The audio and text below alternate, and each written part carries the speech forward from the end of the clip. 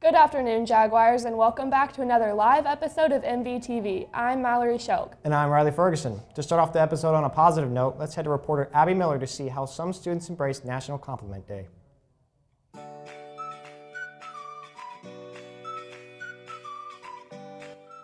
A simple comment can have a very powerful effect. So I went to the halls to see what your fellow classmates and teachers had to say. Who would you like to compliment today, Jake? Mrs. Porter. She is the greatest person on the whole planet. All right, who are you going to compliment today? My friend Olivia Franco, she's so cute. I want to compliment Miss Sides because she's an amazing seminar teacher, and happy birthday. I'd like to compliment the senior classes that I have taken over from Mrs. Anderson. They are by far the best senior classes I have ever taught. I'd like to compliment my sister, Mallory Shelk, for being the best sis ever. The person behind the camera, they're looking good today. I want to compliment Kamla, the custodian, for always working so hard and having such a great attitude and disposition. He's always friendly and personable. Who are you going to compliment today? Mr. Thomas. Any reason? He has a positive attitude. My seminar class. I love to see you guys every single day, and in my day with you guys, you're just a joy to be around. Who would you like to compliment today? Miss Roberts, and I really enjoy being in your class. Mr. Murdoch for just being the best teacher in Mill Valley. I'm going to compliment my friend Brooks. He just gave me a high five. Bueno, bravo a todos mis clases de español por hablar español todos los días. I would like to compliment you for being a nice person. Thank you. That's so nice, Drew. Happy National Compliment Day, Jags. Remember that being nice can go a long way. This has been Abby Miller reporting for MVTV. I love seeing people say nice things about each other. It just warms my heart. Well, Mallory, you know that could be because of your zodiac sign. You could be right. Let's go to reporter Emma Hoekstra to see what this year's horoscopes entail. It's 2019, Jags. That means we've all got a new horoscope for the year. Do you know yours? Aries, there's nothing holding you back in 2019. Work hard, but because you're an impulsive fire sign, money could be a difficult topic. Taurus, this is the year to face your challenges and confront your inner darkness. But you've got this. Geminis, you're up for anything and everything this year. And as a water sign, you're highly intuitive. So live it up.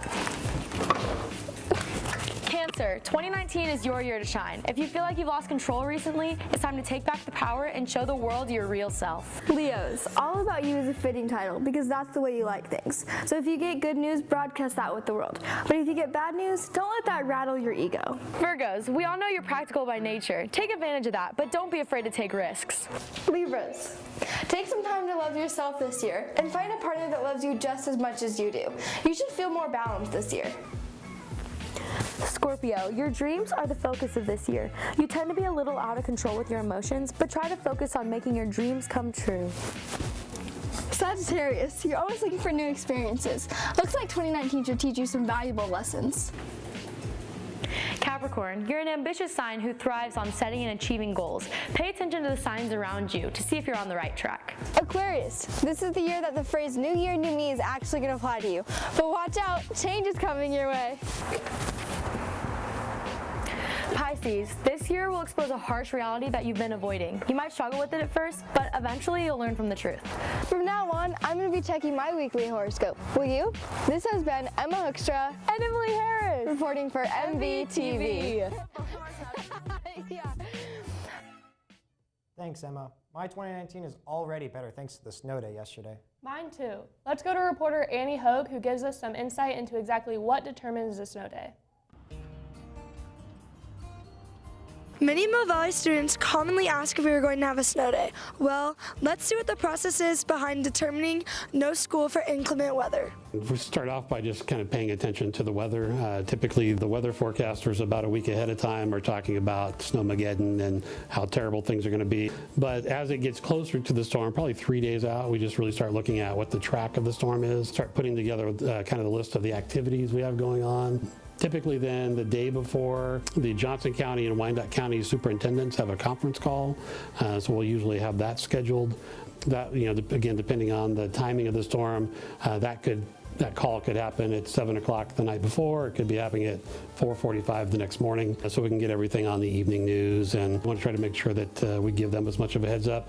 And the most important thing is for elementary parents to be able to make arrangements with elementary children, and that's what we're certainly the most inconvenience is with a snow day. Grounds crew, which are out trying to make sure, can we clear parking lots? Can we get sidewalks cleared off? Those are two big things. Transportation is really important, especially when it's just going to be cold.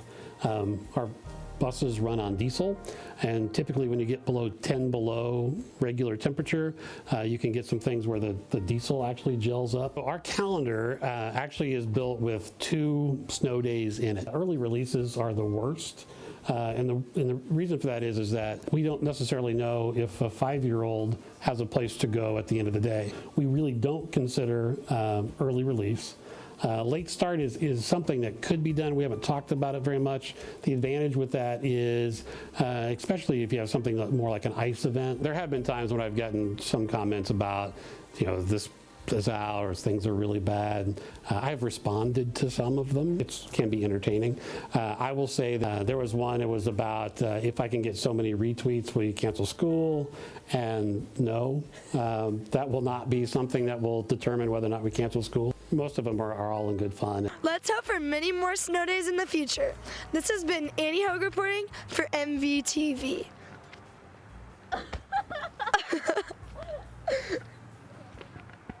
Thanks, Annie. After this snow day, we still have a lot to look forward to. Guess what next week is? Winter homecoming. My co-anchor Mallory Shelk has information on next week's Wilco Spirit Days, followed by sports with Blake and Delaney. With winter homecoming just around the corner, let's take a look at what the Spirit Days are. Prepare for a long winter's nap with Pajama Day. Go chop some wood or bundle by the fire in your favorite flannel, stocking cap, or beanie. It's a blizzard at MB with everyone in their best white and metallic outfits. Shine like the northern lights in your best neon and tie-dye. It's a frozen winter Woco land with blue, silver, and white.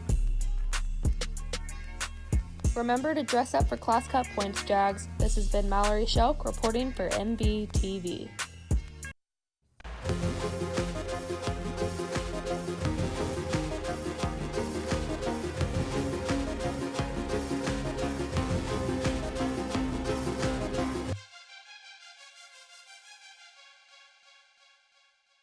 Good afternoon, Jaguars, and welcome to this week's sports segment. I'm Blake Arney. And I'm Delaney Kemp. This week, our sports teams had a lot of competitions that were canceled or postponed, including our girls basketball team. They didn't play against Shawnee Mission South on Tuesday, but they play in the El Dorado basketball tournament this weekend, so good luck to them. The boys basketball team also had a game canceled against Free State last night. However, they play again tomorrow night at home against Lansing. Our bowlers did get in their meet on Tuesday, with both teams placing first. Breela Luke and Devin Kuhlman placed first individually. They bowl again tonight at Park Lanes. The wrestling team traveled to Parsons, Kansas last Friday, where they took second in a meet with 6 first-place finishers. They compete here at 6:30 tonight. And to wrap up, our boys swim team didn't swim on Tuesday, though they swim tonight at Blue Valley West. That's it for this week's sports segment. I'm Delaney Kemp. And I'm Blake Arney. See you next week, Jags. I'm excited for winter homecoming, but I'm also excited for Relay for Life. Speaking of, I need to start signing up for Relay. Reporter Madison Larson gives us information on how to sign up for this awesome event.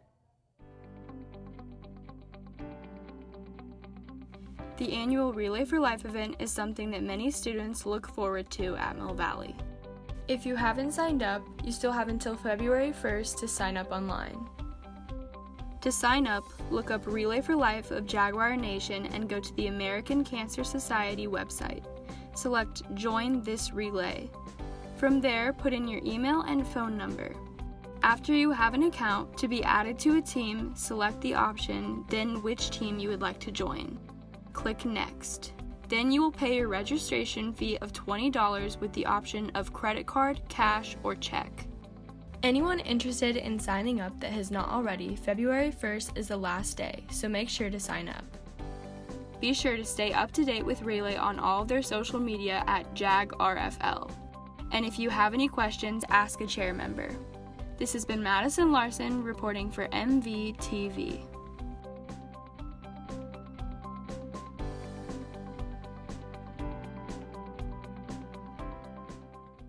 Thanks, Madison. To wrap up our episode, let's head over to Audrey with this weekend's weather update, followed by what's happening now with Jack and Bennett.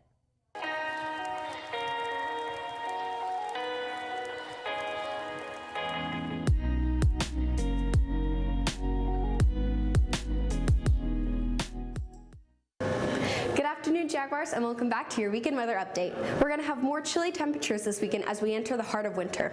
On Friday, we start with a high of 35 and a low of 20 with cloudy skies, so bundle up if you're going to attend the home boys basketball game against Lansing. On Saturday, there's a high of 38 and a low of 31 with cloudy skies again. And finally, on Sunday, there's a high of 39 and a low of 33 with partly sunny skies. That's all for your weekend weather update. Have a great weekend, Jags. Alexa, what day is it? Today is Thursday, January 24th, and the year's first episode of What's Happening Now airs today. I'm Bennett, and that's And also the start of the robot uprising. What did you say? Nothing. So I'm Bennett, and that's Jack. And let's get started. On January 5th, a bluefin tuna weighing a hefty 612 pounds sold for a record 333 million yen, or 3.2 million US dollars at a Tokyo market. Sushi mogul Kiyoshi Kimura admits that he overpaid for the fish almost 5 times its estimated worth. However, experts say that the growing demand for the bluefin tuna in Japan is making them an endangered species. Sticking to Japan, Masazo Nanaka, the oldest man in the world, died at age 113 at his home in Ashiro, Japan. Nanaka was born on July 25th of 1905 and was certified as the world's oldest man in April of 2018. This weekend, the Chiefs played in the AFC Championship against the New England Patriots in an upsetting loss, ending their season with a 13-5 record. First-year starter Patrick Mahomes threw for over 5,000 yards and a total of 50 touchdowns in the regular season, making him the youngest player ever to do so. This Patriots win brings them to yet another Super Bowl against the LA Rams. But we know fans will be anticipating another exciting season from the Chiefs and Patrick Mahomes. Earlier this month, China became the first nation to ever land a probe on the far side of the moon.